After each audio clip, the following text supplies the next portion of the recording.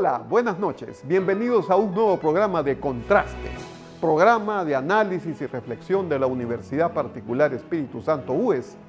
Gracias a ustedes por estar siempre con nosotros. Buenas noticias. Después de más de 1 año y medio de estar confinados en casa, los estudiantes tienen hoy la oportunidad de experimentar su primer día de clases. Ya no frente a la pantalla, sino cara a cara con sus compañeros y sus maestros.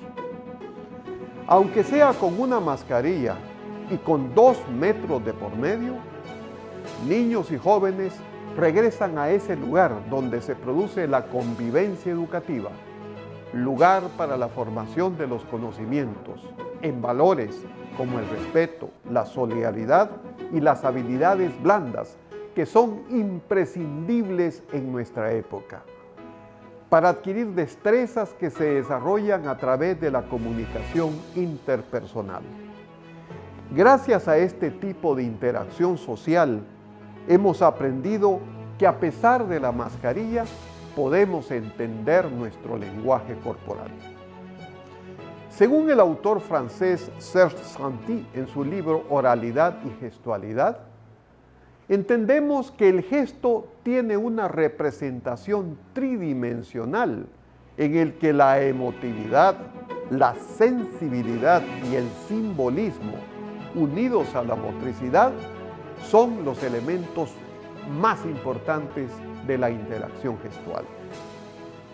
Nosotros conocemos los sentimientos de una persona a través de sus gestos, su cinética, su mirada. El filósofo vasco Javier Zubiri, en uno de sus libros más importantes, 5 lecciones de filosofía, recordaba que para el mundo griego el conocimiento, pero sobre todo la sabiduría, están dadas por el apasionamiento por la pregunta del origen de las cosas. Lo dijo Aristóteles, recordaba Zubiri de forma ejemplar. Por naturaleza tienen todos los hombres deseo de saber. Es decir, que se trata de un impulso natural del ser humano.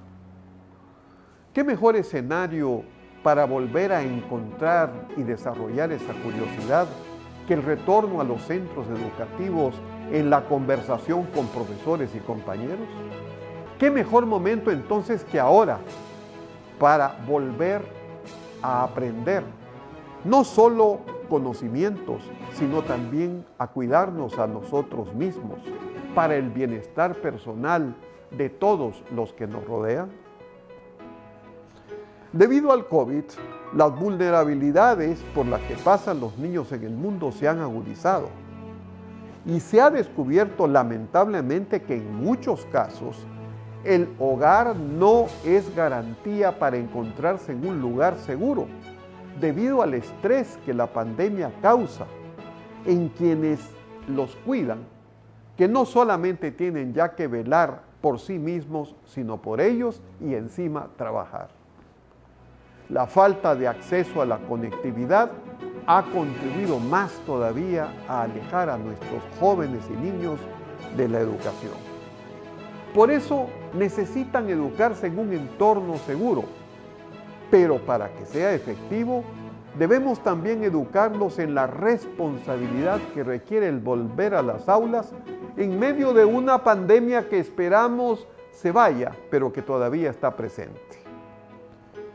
De todos estos temas, para hablar de estas buenas noticias, pero también de estos cuidados, esta nueva edición de Contrastes cuenta con un panel de expertos que nos va a orientar en este proceso de reencuentro para que sea efectivo y cálido. Como siempre, agradecemos a los panelistas de este programa, a Raquel Maquilón, a Luis Alberto Martínez y a Greta Córdoba por sus valiosísimos aportes, al Consejo Editorial de Contrastes, a la conductora, la periodista Catherine Calero, al Centro de Producción Audiovisual de la Facultad de Comunicación de la UES, al Departamento de Marketing y de Relaciones Públicas de esta universidad y, como siempre, ustedes, que son los que participan con nosotros y nos permiten mantener este espacio. Adelante, Catherine. Muchísimas gracias, doctor. Muy buenas noches. Bienvenidos a una nueva edición de Contrastes. Con un nuevo gobierno y muchos cambios que ha traído la evolución de la pandemia, hoy analizaremos la transformación que genera el regreso a clases para nuestros niños y jóvenes. Luego de estar confinados por más de un año, ellos tienen la oportunidad de regresar a las aulas debido a los programas de diferentes colegios que buscan reactivar la educación a nivel público y privado. ¿Pero esa posibilidad es equitativa para todos? La escuela, además de ser el lugar donde se desarrolla el conocimiento, también es el entorno para el aprendizaje de la interacción social. Valores como la generosidad, la colaboración, la amistad y la participación social se aprenden en la escuela. ¿Cómo ha cambiado este desarrollo en un momento de la historia donde no es posible tomarse de las manos libremente sin protocolos de bioseguridad de por medio? ¿Qué impacto tiene este retorno en las formas de pedagogía que deben combinar lo presencial y lo virtual? ¿Cómo se forja la parte psicológica y la sociabilidad de nuestra nueva generación? Es por eso que hemos denominado al programa de esta noche La Hora del Reencuentro. Le damos la bienvenida a todos nuestros espectadores que miran nuestro programa desde nuestras diferentes redes y a nuestros panelistas. Raquel Maquilón Tapia, magíster en Educación Superior, Investigación e Innovaciones Pedagógicas, diploma superior en Docencia Universitaria y economista. Con más de 18 años de experiencia como docente, actualmente es la rectora de la Unidad Educativa Ecomundo. Luis Alberto Martínez Bejarano, psicólogo clínico por la Universidad de Especialidades Espíritu Santo. Actualmente trabaja en acompañamiento psicológico a estudiantes de secundaria de la Unidad Educativa Monte Tabor y se prepara con estudios de posgrado en psicoterapia para iniciar su práctica clínica.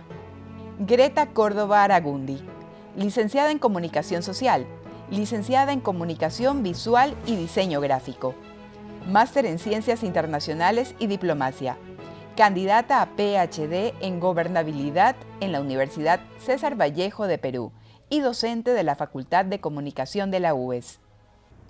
Ellos nos ofrecerán un análisis de los nuevos retos del regreso a clases desde la psicología, la pedagogía y la comunicación. Muchos niños y jóvenes pudieron mantener sus estudios gracias a la virtualidad, pero algunos tuvieron que renunciar a ese derecho por condiciones familiares, económicas o de accesibilidad tecnológica. Además, por falta de ingresos, el 8% de los hogares ecuatorianos que tienen niños entre 5 y 12 años de edad y un 7% de hogares que tienen adolescentes de entre 12 y 17 años no fueron matriculados en el ciclo escolar 2020-2021, según un estudio de la Pontificia Universidad Católica del Ecuador en conjunto con UNICEF, publicado por la página de noticias Primicias. El estudio también indica que en el 63% de los casos, los niños abandonaron sus estudios por falta de ingresos, mientras el 43% lo hicieron porque no tienen computadora. Es por eso que iniciamos con esta pregunta para nuestros tres panelistas. ¿Qué significa para un menor de edad el no haber estudiado durante un año y qué impacto tiene esta realidad en su crecimiento? Raquel, empezamos por usted. ¿Cómo está, Catherine? Buenas tardes. Bueno, un niño tiene 4 áreas de desarrollo: el área socioemocional, el área cognitiva, el área lingüística y también el área motriz. A esto se suma que el currículo nacional tiene planteado desarrollar destrezas, competencias o habilidades indispensables y deseables.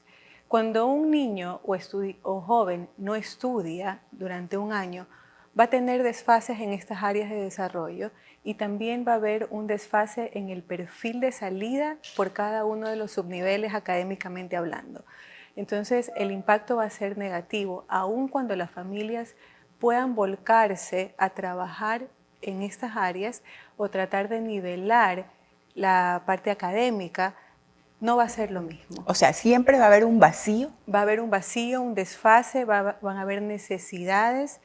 Inclusive en la parte madurativa del estudiante también podrían darse estas situaciones. Luis Alberto.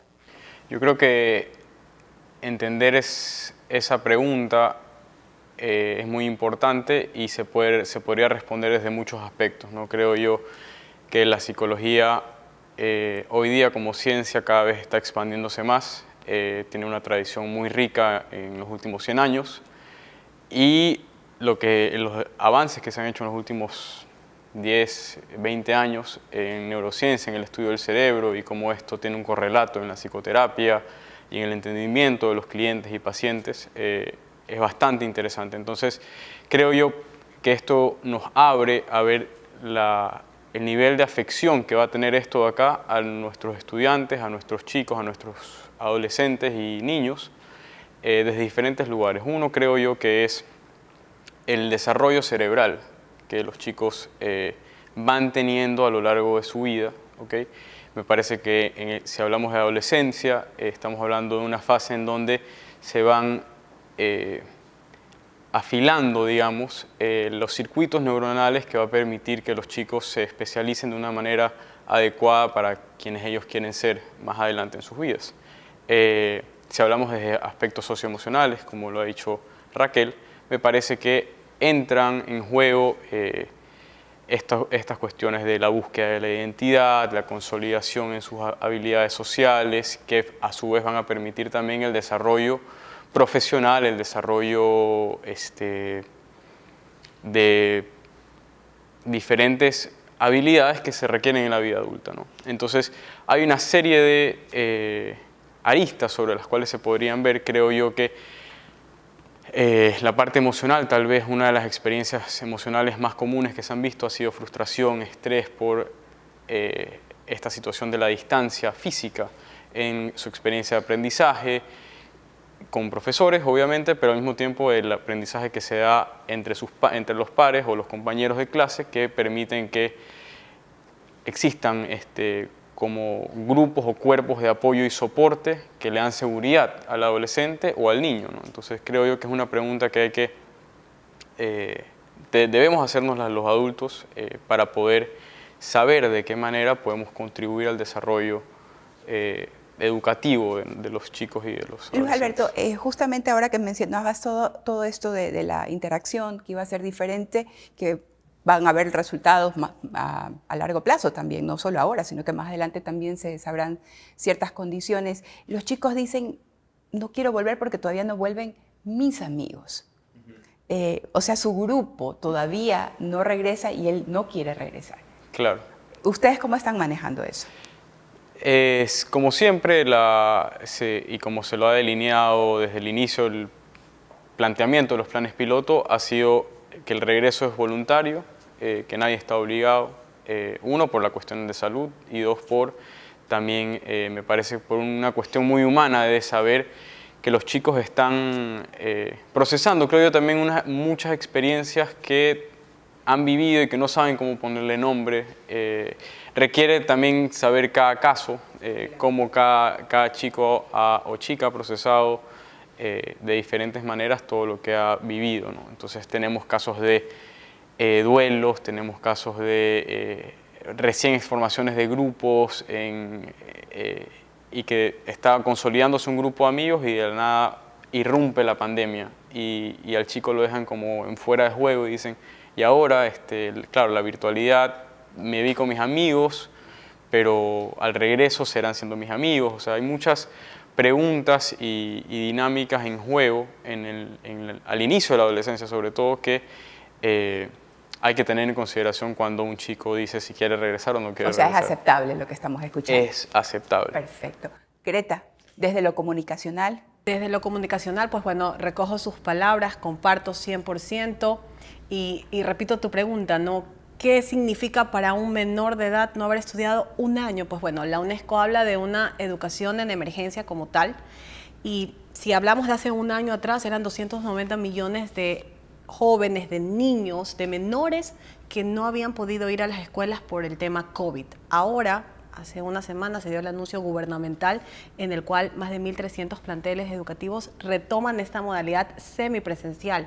Pero ¿qué significa para ellos? Hay un montón de sentimientos encontrados. Desde la parte comunicacional es poder tener ese acercamiento, que si bien es cierto, ellos entienden que no van a poder compartir un lunch o no van a poder sentarse junto a su compañero porque debemos respetar los 2 metros de distanciamiento, pues bueno, soy feliz de tenerlos cerca, de poder conversar, de comunicar a través, aunque sea de un gesto, porque no solo se aplica para niños muy pequeños y tal vez ahí los padres jugamos un rol más importante, ¿no? Esto de repetirles, de reafirmarles, de comprometerlos mucho más, sino en los adolescentes que sienten tal vez lo que tú mencionabas, esta lejanía o este temor, ¿cómo me van a recibir? Está en una etapa que se transforman no solo en sus emociones, en sus sentimientos, en su físico. Entonces, ¿cómo voy a ver a mi compañero o a mi compañera? Así que creo que definitivamente fue negativo para los menores. Es positivo que regresen, pero no podemos relajarnos y tranquilizarnos en este proceso. Debemos seguir cuidándonos. Gracias, Greta. En el aula hacemos amigos cuyo lazo afectivo trasciende hasta la adultez. El socializar es parte de las habilidades blandas, uno de los atributos más tomados en cuenta para establecer negocios en la actualidad, según un artículo de la revista Gestión de Ecuador. Antes de la pandemia, esa interacción física se complementaba con la virtual, cuando después de la escuela los jóvenes se divertían compartiendo experiencias mientras jugaban Fortnite o League of Legends. Pero la pandemia los separó de convivir en un mismo espacio.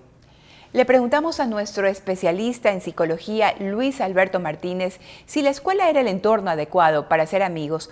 ¿Cómo ha cambiado la pandemia el primer acercamiento entre dos personas? Los niños que tuvieron su primera experiencia escolar en modalidad virtual accedieron al conocimiento, pero quizás no hicieron muchos amigos en este último año lectivo. Sí, yo creo que uno, de acuerdo a la edad, nuevamente, cuando hablamos del contexto estudiantil, es importante saber a qué grupo de niños o adolescentes estamos refiriéndonos, ¿no? Si es la edad preescolar, si es la edad la escolaridad primaria o si es la escolaridad secundaria, ¿no? Porque a partir de eso hay que saber también qué tan importante es el rol que el adulto, en este caso el profesor o la profesora, pueda darle a los chicos para generar dinámicas que propicien a ese encuentro, que faciliten a su vez la creación de vínculos que sean valiosos y que ayuden al desarrollo integral, creo yo, de la persona. Sí, pero este primer acercamiento de esos niños en edad preescolar, ese primer día de clases que ellos tuvieron, que no fue precisamente claro, en unión de otros niños. Yo creo que es muy necesario sacarnos del sombrero a los padres de familia que han puesto el hombro, en muchísimos casos creo yo, para sostener y hacer como una especie de anexo del trabajo escolar desde casa, en muchos casos. En otros sabemos que ha sido complicado, una situación difícil, pero porque el papá y la mamá han tenido esta función de maestro extra o maestro sombra desde casa, que ha ayudado a hacer que el chico pueda experimentar aquello que se ha propuesto como ideas en el colegio a través de videoconferencias, reuniones Zoom, etcétera, etcétera, ¿no? Raquel. Yo creo que demanda también de un proceso de adaptación. Aún cuando el estudiante no ha tenido ningún tipo de experiencia, sea virtual o presencial, siempre desde la pedagogía intentamos que el proceso de adaptación o la transición sea muy sutil, ¿no? Comprender las necesidades características de las edades. En los más pequeños, el crear nuevos vínculos podría ser más sencillo a lo mejor que en los adolescentes, que podrían tener ciertos prejuicios, ¿no? El de los grupos. Exacto, mi amigo, mi compañero. No obstante, también se despiertan diferentes formas de llegar a los niños. Por ejemplo, yo podría citar en base a la experiencia, conozco estudiantes que regresaron al plantel, que no vieron a su amigo, pero que le escribieron una carta. Entonces aprovecharon el momento para decir, si en algún momento viene el papá o la mamá, que le entreguen la carta a mi amigo, ¿no? Otros se conectaban telefónicamente el día anterior y se contaban, uy, estoy nervioso, estoy ansiosa, siento mariposas en el estómago porque voy a regresar y tú no vas a poder, no importa, yo te voy a esperar.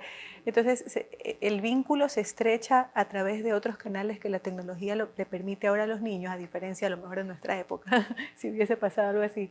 Pero creo yo que pedagógicamente hablando, crear de manera intencional, diseñar de manera intencional esa transición para que los vínculos afectivos comiencen a consolidarse, a solidificarse, es muy importante. ¿Cuándo reconocemos el primer día de clases? ¿El primer día virtual o el primer día Yo presencial? creo que los dos. Los dos van a ser el primer día de Los clases. dos van a ser el primer día de clases, claro. Por ejemplo, los estudiantes de tercero de bachillerato, ellos tuvieron su último día de clases presenciales, porque su último día de clases virtuales fue el 7 de mayo.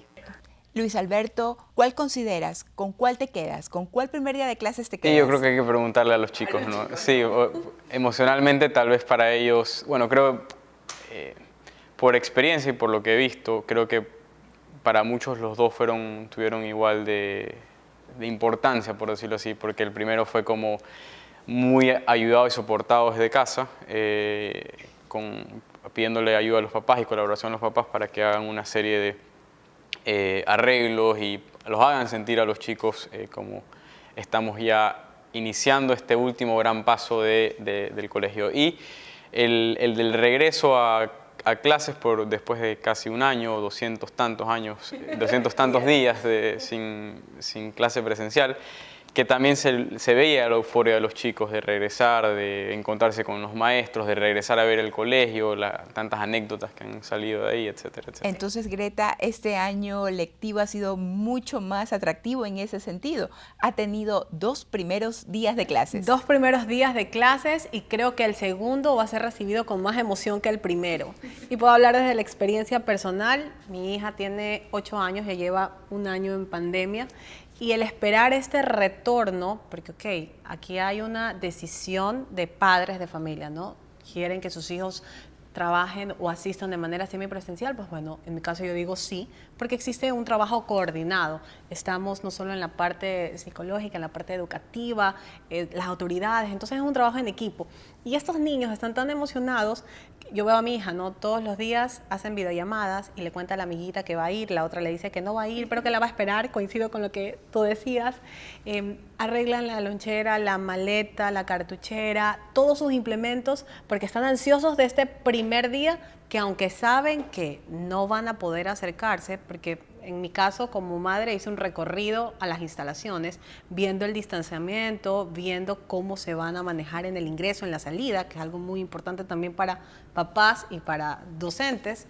Entonces ellos están felices porque sin importar cómo, voy a estar en el lugar, es decir, cambio mi escritorio, mi cama, mi casa por la escuela. No importa cómo estemos, estoy en la escuela. A la escuela no solo vamos a aprender conocimientos, sino también para saber cómo socializamos.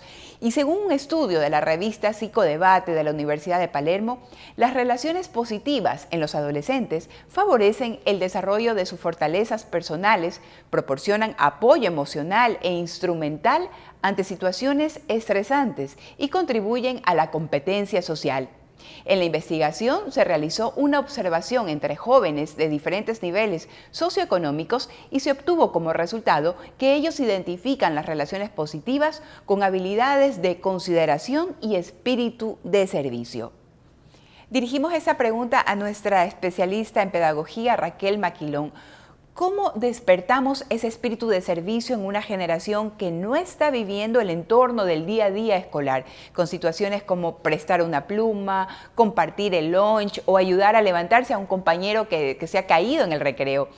¿El temor al contagio nos hace más individualistas, Raquel? Bueno, indistintamente de la modalidad que se esté manejando, sea esa semipresencial o solamente virtual, una educación centrada en valores es factible, siempre que se inculque la solidaridad desde una perspectiva de vinculación a la comunidad. ¿Y esto cómo lo hacemos metodológicamente? Diseñando de manera intencional proyectos sociales. Puedo compartir experiencias de estudiantes de un programa de bachillerato internacional que el año pasado, en donde sabíamos que el COE cantonal de Guayaquil tenía totalmente prohibido el retorno a clases presenciales, se diseñaron planificaciones y proyectos sociales en donde tenían que servir a la comunidad más cercana a su entorno. Y tuvimos grupos de estudiantes que trabajaron desde huertos familiares, desde repotenciar espacios exteriores a su casa. Tuvimos una estudiante en Cuba que ayudó a mejorar el parque que estaba cerca de donde ella estaba habitando, que por circunstancias de la pandemia tuvo que estudiar desde allá. Estudiantes que gestionaron comida para mascotas, perdón, para gatos y albergues de gatos y perros. Otros estudiantes gestionaron la donación de pijamas para niñas de una casa hogar desde la virtualidad. Entonces se desarrollan otro tipo de habilidades que están enfocadas a servir a la comunidad. En los más pequeños se fortalece mucho trabajar sobre la responsabilidad y el respeto, y esto conlleva a que, si bien es cierto el riesgo al contagio está en todos lados, el hecho de autocuidarme ya deja de ser individual, porque me cuido para cuidar a los demás. Entonces, creo yo que se han podido desarrollar otras habilidades, otros atributos, otras características, se han despertado otras características que tenemos como seres humanos, como es el hecho de respetar la opinión de la otra persona, respetar el espacio, que si la otra persona decide utilizar doble mascarilla y un visor, ok, hay que comprenderlo, y la empatía y la tolerancia también se la trabaja aún desde pequeña edad. Es decir, Luis Alberto, un miedo al contagio no debe de hacer a un joven, a un niño individualista. A ver, creo que cada uno tiene diferentes formas de procesar lo que hemos vivido. Creo yo que en los mismos adultos, si nos asomamos y vemos la ventana de la adultez, vemos cómo en la sociedad diferentes personas han asumido o procesado de diferente manera la vorágine de noticias, de información y de desinformación que ha habido sobre formas de cuidarnos, sobre las vacunas, sobre medicamentos a tomar, etcétera, etcétera, ¿no? Entonces, eso ahí ha generado situaciones en la salud mental como ansiedad, como frustración, como depresión, como soledad, entre muchas otras cosas, ¿no? Entonces, así como esto ha estado presente en los adultos, ver a los adolescentes, ver a los niños, cómo están procesando todo esto, me parece que no hay que invalidar el hecho de que se hayan transformado en ser egoístas o cuestiones por el estilo, porque lo que se está poniendo en juego ahí es formas de procesar que está aprendiendo el niño o el adolescente, tanto emocionalmente como cognitivamente. Está creando como mapas, algunos autores lo llaman de sentido, otros emocionales, esquemas emocionales, que le permitan procesar la realidad que viven. Entonces, muchos de nosotros podríamos decir que ya no existía ningún ser humano sobreviviente a la última gran pandemia que hubo. No sabíamos cómo vivir y asumir esto, no teníamos una receta de cómo asumirlo, ¿no? Entonces creo yo que los padres en primera instancia estaban tratando de asumir esto de acá, o los adultos estábamos tratando de asumir esto de acá, y de ahí hemos pasado a, bueno, ahora ¿cómo puedo acompañar a los niños y a los adolescentes a asumir esto de acá, sabiendo que además cada uno de ellos está viviendo una etapa de consolidación y de construcción de su formación como ser humano? Es decir, es muy pronto para decir los estamos haciendo individualistas, recién están procesando. Exactamente, me parece que la pandemia nos ha llevado, por ejemplo, a desestigmatizar, por ejemplo, cosas como la tecnología, ¿no? En un momento siempre está este discurso extremista de satanizar la tecnología y decir que es algo malo en sí mismo y ni sé cuánto, pero en realidad no, o sea, en realidad ¿qué nos ha llevado a ver la tecnología en este tiempo? Casi un puente potentísimo a lo largo de todo el mundo, tanto en la esfera universitaria como en la esfera laboral, como en la esfera educativa, ver cómo personas desde Australia se conectaban con personas en Perú o Ecuador, con Italia, etcétera, etcétera, y eso anima y nos abre los ojos a ver cómo se puede fortalecer vínculos en cualquiera de los campos que sea, desde los más íntimos hasta los más, por decirlo así, útiles o utilitaristas. Definitivamente nuestro estilo de vida ha cambiado con el COVID, desde nuestra rutina laboral hasta el cuidado del medio ambiente. Miremos esta campaña de la UNESCO en la que se reflexiona sobre esta nueva realidad. La UNESCO está explorando cómo el conocimiento y el aprendizaje pueden determinar el futuro de la humanidad y del planeta. Imaginemos los futuros de la educación. Con los cierres y las restricciones del COVID-19, hemos visto que es posible cambiar radicalmente nuestro estilo de vida. La gente se está adaptando a nuevas realidades. A medida que volvemos a trabajar, aprender y vivir más cerca, aprendamos de esta experiencia. En muchos lugares hemos visto aire más limpio y nos hemos dado cuenta que nuestras formas de vivir implican reales compromisos. Nos hemos dado cuenta del alcance de nuestras vulnerabilidades. La crisis está afectando las vidas y los medios de vida de la gente en diferentes formas, exponiendo la gravedad de las desigualdades. Para los profesores, los estudiantes, la humanidad entera, esta es una oportunidad importante para entender que lo que siempre hemos considerado normal no es inevitable, sino una elección, el resultado de nuestras elecciones. ¿Qué estamos aprendiendo de las interrupciones que ha causado el coronavirus? ¿Qué necesita ser diferente al pasado?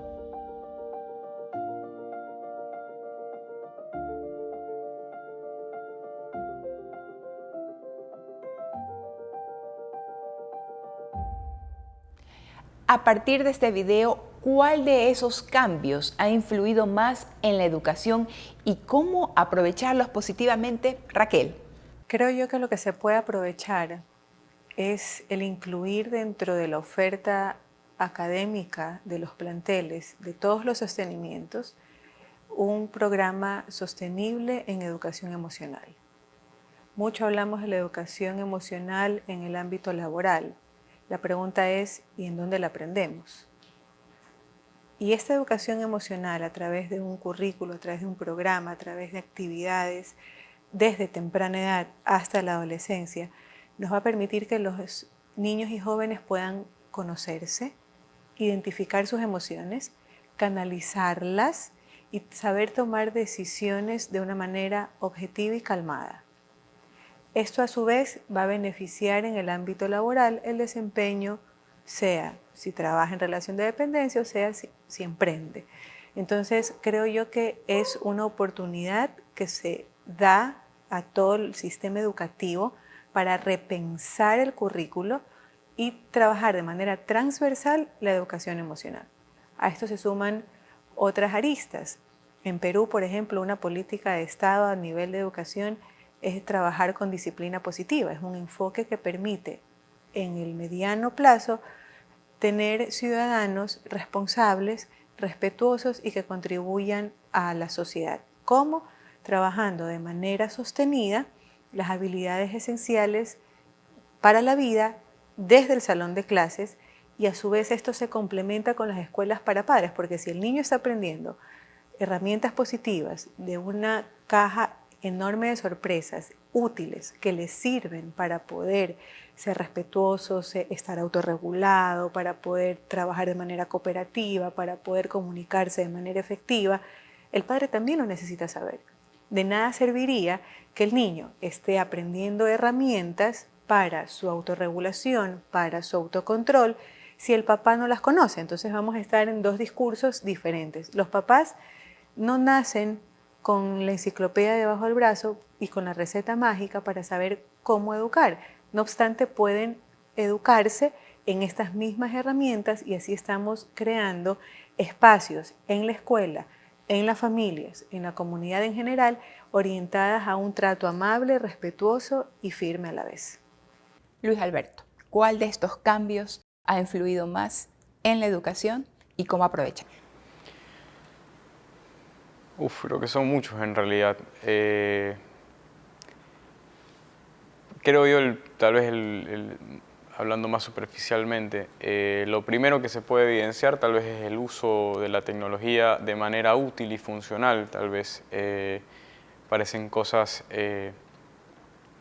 que se pierden de vista, pero obviamente un adolescente recién entrado a su etapa adolescente, que aprenda a escribir un mail, que aprenda a usar una cuenta de correo, todo este tipo de cosas, ha sido una de las cosas interesantes, ¿no? El uso de la tecnología y el uso de los beneficios de la tecnología. Aparte de eso, creo yo, también ha manifestado la importancia del colegio. El colegio me parece que termina cumpliendo en muchas ocasiones un espacio de también liberar tensiones para los estudiantes, los chicos y las chicas, porque salen de casa a veces de entornos familiares que no necesariamente son los más adecuados, porque justamente los padres no llegan con un manual bajo el brazo sobre cómo educar a sus hijos.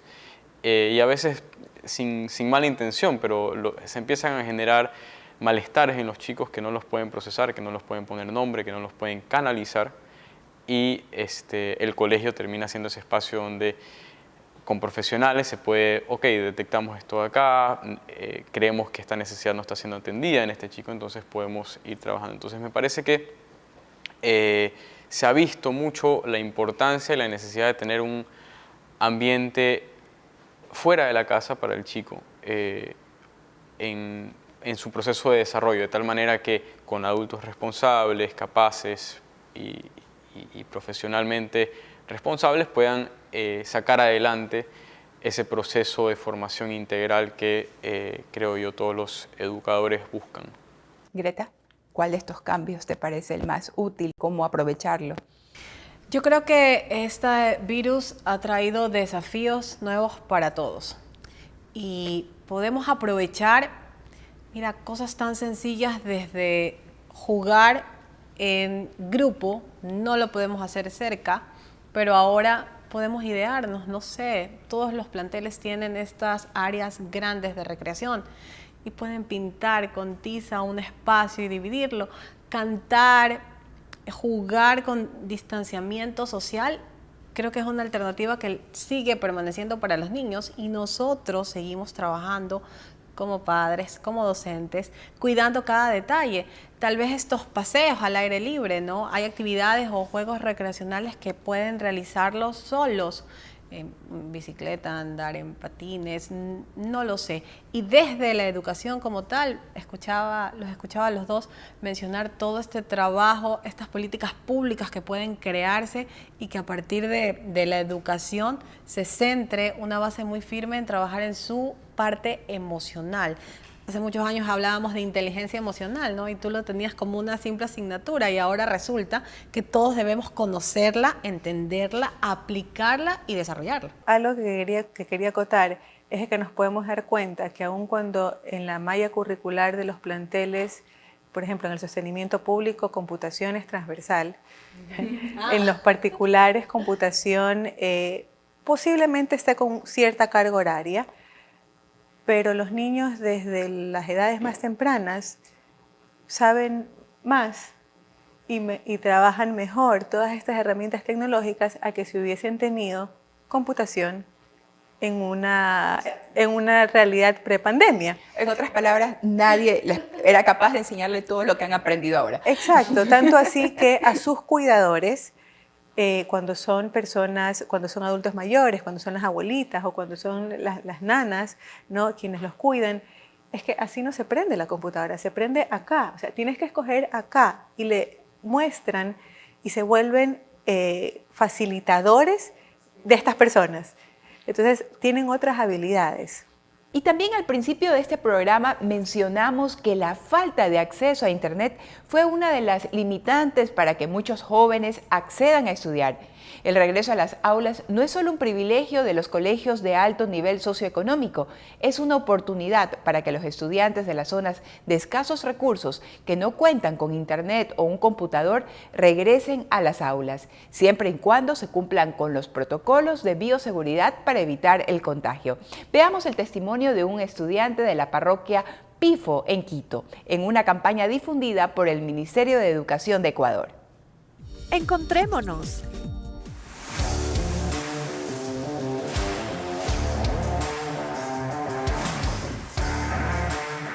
Es importante regresar a clases porque uno se levanta con la mente más abierta y puede estudiar mejor, porque a veces el internet, conectividad, a veces algunos no tienen y no se pueden conectar. En cambio, si es presencial, Algunos pueden venir, los que no tienen conectividad, y pueden estudiar mejor. Que se cuiden, que anden a 2 metros de distancia, usen alcohol y gel antibacterial.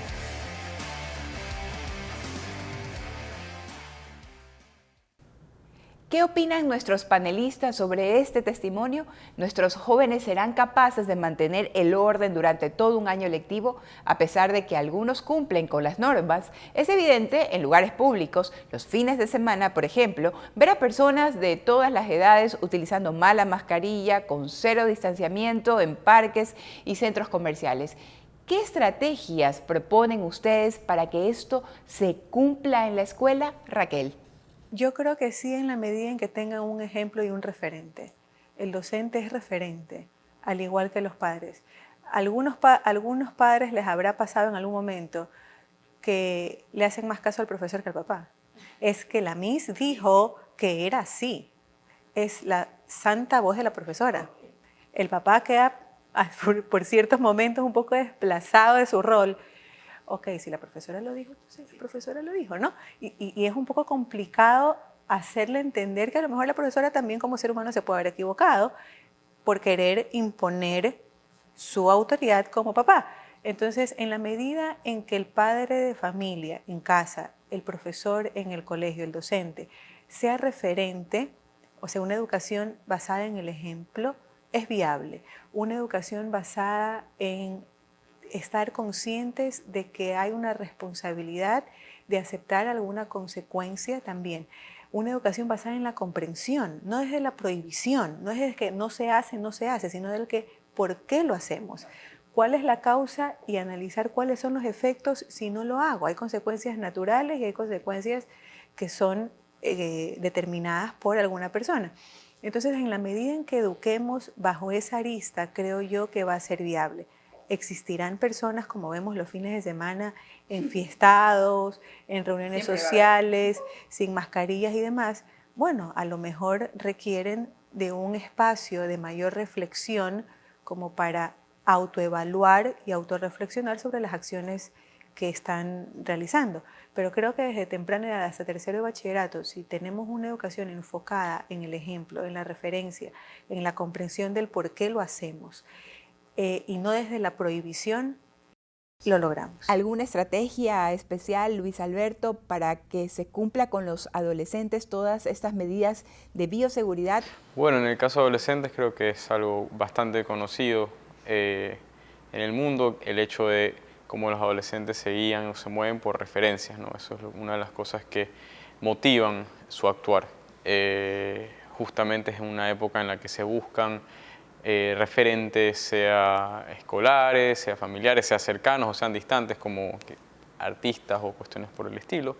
Entonces, creo yo, comparto con Raquel esa postura. El ejemplo es muy importante, pero también insisto que es muy importante también motivarlos a que ellos asuman la responsabilidad de sus actos, que es justamente parte de lo que están haciendo. Normalmente los adolescentes, por ejemplo, viven una etapa de cuestionar todo, de preguntarse por las cosas, de irse en contra de lo establecido normalmente para crear sus propios ideales. Tal vez puedan ser que lleguen a esos mismos ideales con los que crecieron toda la vida, pero es una etapa de, ok, me voy a dar un espacio para preguntarme qué cosas quiero que me representen, ¿no? Entonces, en esa medida, darles información a ellos, información efectiva, real, que sea probada, va a ayudar a que ellos puedan ir creciendo y desarrollando algo que se desarrolla en el cerebro adolescente, que es el criterio,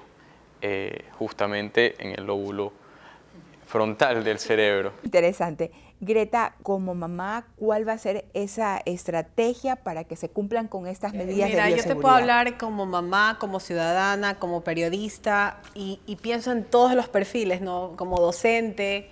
Yo creo que sí se va a dar, que sí es posible, porque escucho mucho y recojo sus palabras de 2 puntos de vista. Uno, todos, sin excepción alguna, conocemos, tenemos familiares o personas cercanas que han muerto por este virus.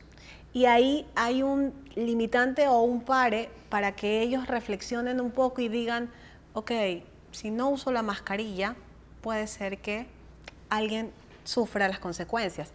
Sin embargo, seguimos viendo las fiestas clandestinas por todo el Ecuador y a nivel mundial. Bueno, ellos necesitan otro tipo de educación que nosotros no podemos dársela, pero más allá de eso, desde el hogar, los niños, los jóvenes ven, claro que si tienen referentes, youtubers, tiktokers, influencers, ahora, entonces tú como padre, como madre, sí debes cuidar, ¿no? Ok, ¿qué influencer ve? Yo sí estoy pendiente y digo, bueno, les está diciendo que deben mantener todas las medidas de bioseguridad que conocemos, pues que lo sigan viendo.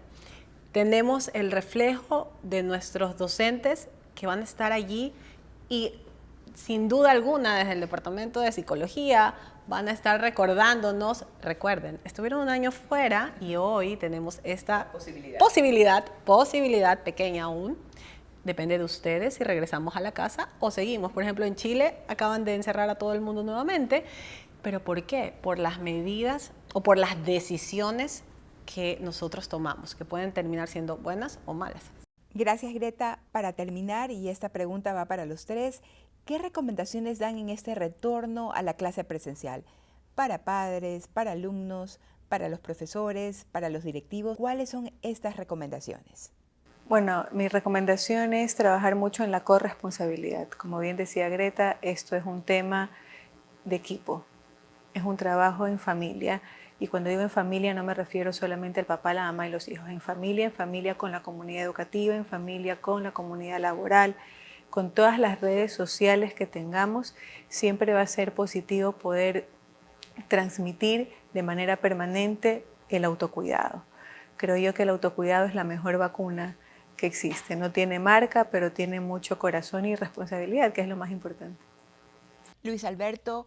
Bueno, creo que para los adultos, sean profesores, sean padres de familia, estar muy atentos a la parte conductual de sus hijos o estudiantes, a la parte emocional, saber si es que han habido cambios, si es que están trabados emocionalmente o si están trabados con algún cuestionamiento que no ha sido posible darle vía de procesamiento, para poder acompañarlos justamente. Tal vez el profesor o el padre o la madre no va a ser el adecuado para acompañarlo y va a necesitar ayuda de algún otro. A veces suelen ser los mismos amigos, si es que hay buenos vínculos y sanos vínculos de amistad. A veces pueden ser algún psicólogo, algún profesional de la salud, entre otros. Eso como un primer punto. Como otro, me parece que los estudiantes han vivido una experiencia de ver cómo los profesores han mostrado su capacidad de aprender y de desarrollar sus técnicas y habilidades al servicio de la educación. Me parece que en ese sentido hemos llegado a un punto de no retorno positivo, en el sentido que hemos visto cómo la creatividad de la cual hablábamos ha sido potenciada en los profesores o ha sido puesta en evidencia. De tal manera que me parece muy importante que los estudiantes sean conscientes del rol que ellos tienen en el proceso educativo, de exigir y de pedirles altura en la formación que se les está dando a nivel académica, a nivel de valores, a nivel de formación integral. Mi mensaje, mis recomendaciones para todos es que seamos empáticos, seamos solidarios y entreguemos un mensaje o una comunicación positiva y clara, directa, veraz, para poder con ese mismo canal o por ese mismo canal tener esa retroalimentación que me va a llevar a ese objetivo que todos queremos. Profesores comprometidos, estudiantes, padres, funcionarios, autoridades públicas o privadas, puedo hablar de todo el personal médico que está también frente a esta pandemia y seamos un ejemplo, ¿no? Destaquemos lo bueno que hay y lo que hemos hecho hasta ahora, porque se ha hecho muchísimo, no solo el trabajo interno, tal vez nadie ve el trabajo que hay tras cámaras, por así llamarlo, de cada uno de estos sectores y cómo se prepara para este retorno. Entonces, darle a conocer esto a nuestros hijos, a nuestros jóvenes, creo que es una herramienta muy positiva para que entiendan, ok, todos somos seres humanos, todos hemos perdido a alguien, todos estamos tal vez asustados, preocupados, pero todos vamos de buena manera a iniciar y a cumplir las recomendaciones. Muchísimas gracias, Greta. Muchísimas gracias a nuestros 3 participantes esta noche por sus excelentes aportaciones. Indudablemente, la hora del reencuentro ha llegado. Sería un retroceso volver al confinamiento por el respeto a las normas que nos ha impuesto esta nueva realidad. Volver a las aulas solo será efectivo si nos preocupamos como sociedad y nos cuidamos por el otro.